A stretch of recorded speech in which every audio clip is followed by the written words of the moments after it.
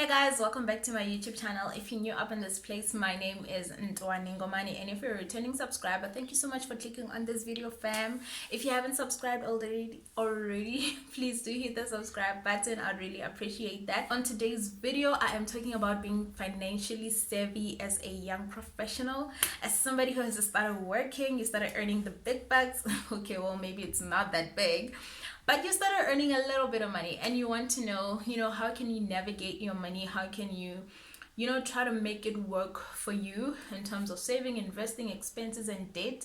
And at the end of this video, I will be doing a book recommendation on one of the books that I read that I base all my financial sort of strategies on, and I think it will be really be helpful for you guys as well.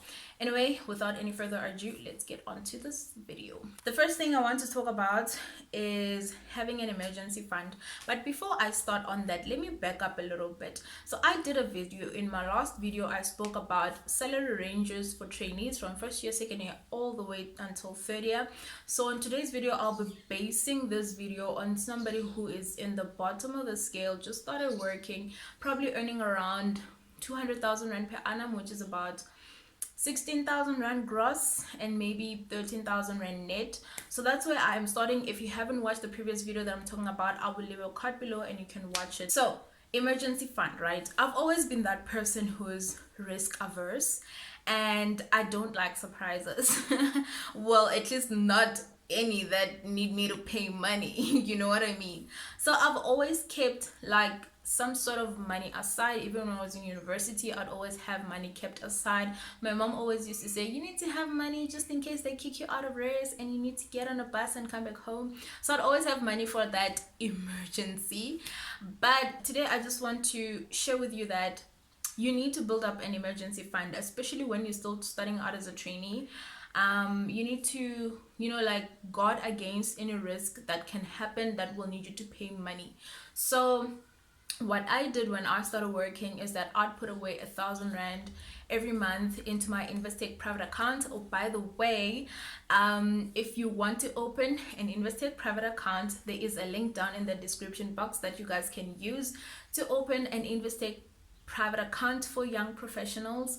If you do use my link down below, I get paid a certain amount of money. So please, if you do want to open that account and you meet the criteria, then you can definitely use my link below. Anyway, so I opened up this private account, and in this account there is what they call a prime saver account, which basically has the best interest rates I have seen for a savings account. Okay, so I used to put 1,000 rand in there, and every time I'd look at it, it'd look a little bit more. Every month it'd have like interest that's building up. So this sort of, it gave me confidence to keep putting my money in there, right?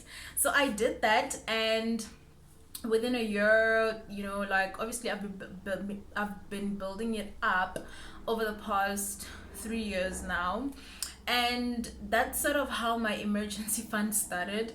But it was an active thought that I actively pursued, that I want to build up an emergency fund. So I ended up having with about 3 to 6 months worth of expenses in there, and I'm finally happy with that. So I just wanted to say to you guys that you need to start off by building an emergency fund. Have money that you're putting aside for rainy days. If you're somebody who needs a fixed deposit, then you need to open up a fixed deposit and put that money in there. If you're somebody who you're not disciplined enough to leave money where it is and you keep on taking, you need to put it somewhere where you can't access it. And I don't know what that is, but you need to research and find that out for yourself. The prime saver that I'm talking about is not really fixed. It is just an account included in your private account where you can just put money aside, but you also have the ability to transfer it back to your transactional account. But for me, I am disciplined, so it works pretty well for me. Okay, the second thing that I want to talk about is investing.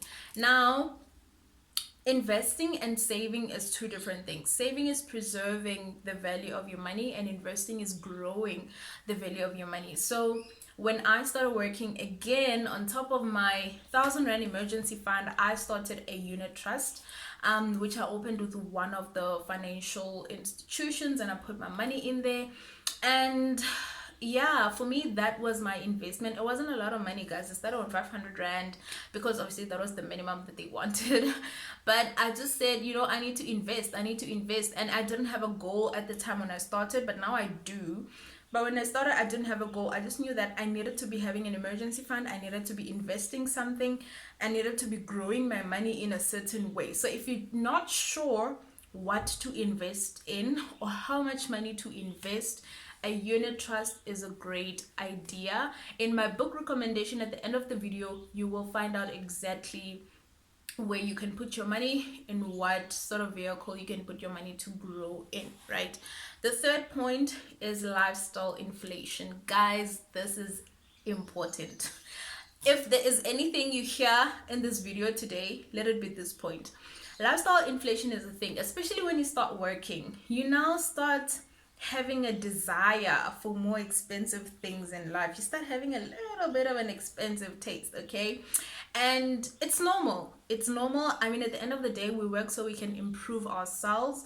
It is a normal transition of life when you start working. But don't let it overtake your earning potential or your salary, because the moment it overtakes your spending ability or your income, then you have a problem. You're going to get into debt. You're going to have a lot of things that you're paying out for. You're not even going to be able to pay yourself. So lifestyle inflation is really, really a thing that I want you guys to be on the lookout for, especially when you start working. Guys, if food from ShopRite and Pick n Pay and Checkers is still fine, please buy Pick n Pay and Checkers and ShopRite. There's absolutely no need to increase, your spending if your salary is just still at the basic of the minimum. And another point here is being careful of debt. And I think lifestyle inflation and debt goes hand in hand, because when we start working, we want more expensive things. You know, want to get a cell phone contract, you want a clothing account card, you want online shopping and all of these things. And I think girls, I'm not being stereotypical, but girls love online shopping, honey. So be mindful of those things, because those things can really, really eat into your money, and they can really be a disadvantage into your savings and your investment goals. So try to regulate it. Try to regulate the way you spend. Maybe draw up a budget if that works for you. For me, it doesn't really work, not a lot. But if it does work for you, maybe drop a budget and say, this month I'm going to spend only 200 Rand on clothing, or I'm going to spend this amount of money on this. But obviously, don't forget to take care of yourself. I have a strategy where I go on these trips every once in a while, and I save for these trips. So they become a goal that I save for. And if you know me, I love traveling, and when I travel, honey, I do not compromise. So I make sure that I save really hard so I can really have a good time when I travel. That is one of my weaknesses, and that is one thing I spend most of my money on. But yeah, so those are my tips.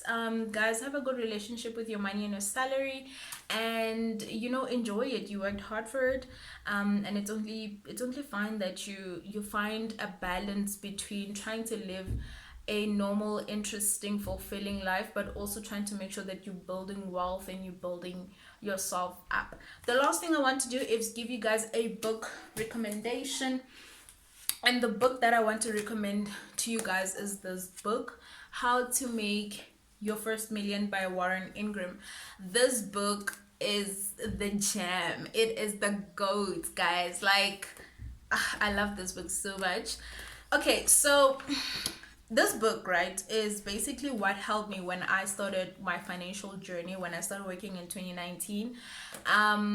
There are principles in this books, guys, that can help you with your investment, that can help you with your saving, that can tell you where to put your money in what percentage. So if for instance you had 1,000 Rand to invest, where should you invest it? What portion of that 1,000 Rand should be in shares, should be in property, should be in bonds, should be in, and it gives you a step-by-step process on how to do it. So I highly recommend this book for you guys, especially when you're starting out. You can look, if you're in CTA and you anticipating to start your training contract in Jan, can this be your December read, please? Okay, I am highly recommending this book to you guys. It is such a great gem. It has helped me so much, and I think a lot of people in finance have read it, man. I mean, like, look at this title, How to Get Rich as an Employee. Like, this is the kind of book you need to read, okay? But yeah, so those are my tips and that's my recommendation. Remember guys, nothing in this video constitute financial advice. If you're looking for financial advice, please consult somebody who is a professional and is certified and registered to give financial advice. Anyway guys, thank you so much for watching. I will see you guys in my next video. Bye.